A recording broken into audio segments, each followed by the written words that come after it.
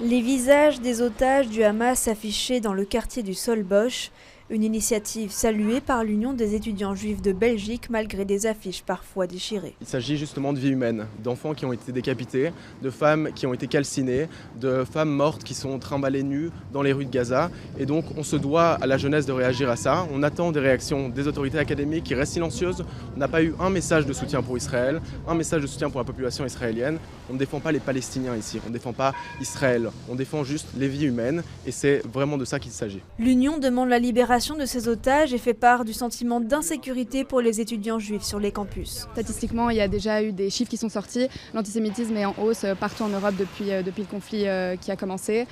Donc on est inquiet et c'est pour ça qu'on salue cette action aussi, pour demander aux autorités académiques d'une part de soutenir la population israélienne comme elle le fait pour toutes les populations en général qui sont victimes de terrorisme, mais également pour prendre les mesures qu'il faut pour protéger nos étudiants, pour protéger les étudiants juifs sur les campus qui sont aussi des étudiants belges et qui ont besoin de se sentir en sécurité au sein de leurs universités. Une sécurité renforcée depuis samedi aux abords des écoles et des lieux de culte.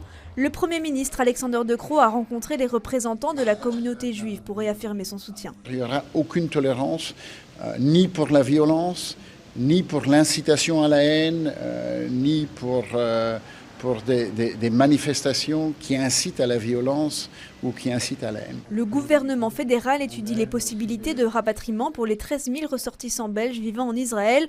En Belgique, la sécurité est réévaluée constamment par l'organe de coordination pour l'analyse de la menace. On a vraiment le sentiment que le gouvernement en fait une priorité. Il y a déjà plus d'effectifs qui ont été dédiés à cela auprès des services policiers. Donc c'est une bonne chose. Un numéro de contact va être mis en place au centre de crise nationale à disposition des 35 000 personnes juives de notre pays.